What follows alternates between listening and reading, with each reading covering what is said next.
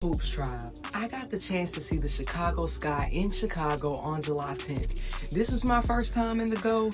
I've gone to 5 games this season in 4 different venues, 3 different cities and states. Chicago has been my best experience thus far. Truthfully, I've been influenced by rap music for so long that at times it's difficult to separate the narrow perspective of the artist I'm listening to from reality. My concepts of what Chicago was like were based on Lil Durk, King Von, and FBG Duck, and while I'm sure their truth is very real, Chicago is one of the most beautiful places I've been, and I've been around. On our first day, we biked to 47 Carver for breakfast. I'm huge on aesthetics, quality, and service, and this place had all 3 blended together in a cute little spot in Brunsville.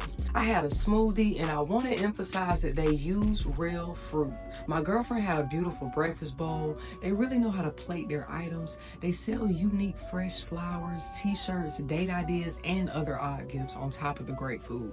After breakfast, we biked a couple of miles to the DuSable Black History Museum and Education Center for the Right to Pride event. Truthfully, I haven't always celebrated Pride, but this event taught me the importance of being surrounded by my people and the feelings of belonging and safety that brings. It was a free event. Our free tickets were upgraded to VIP for taking a rapid response HIV test. We got 4 free tickets to a Black and queer-owned dispensary. Yes, we were able to get free pre-rolls.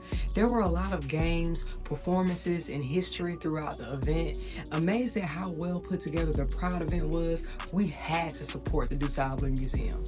They let us know that it's free entry on Wednesdays, but we paid the regular admission fee. It's important to note that they have discounts for students. The exhibits are very thorough, and they even have a life-size interactive piece to tell the story of Chicago's first Black mayor, Harold Lee Washington. Many people know about the Harlem Renaissance in New York that spanned the 1920s and 30s, but Chicago had their own Renaissance from the 30s through the 50s, and it was centered in Brunsville. I got to Chicago on July 5th, so I had 5 days in the city before the game.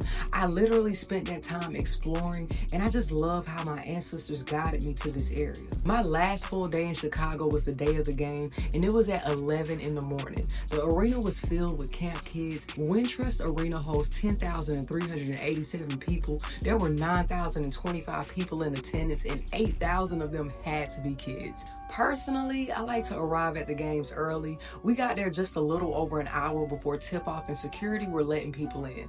I can tell you that Atlanta and Dallas do not do that. They will make you wait until an hour on the dot before letting you in. My girl forgot her clear bag, but Wintrust has free lockers for storage. That was super convenient because we didn't drive, so having to go back would have been a nightmare. I had courtside access for this game. This was my first time being courtside, and I must say, I do love that life.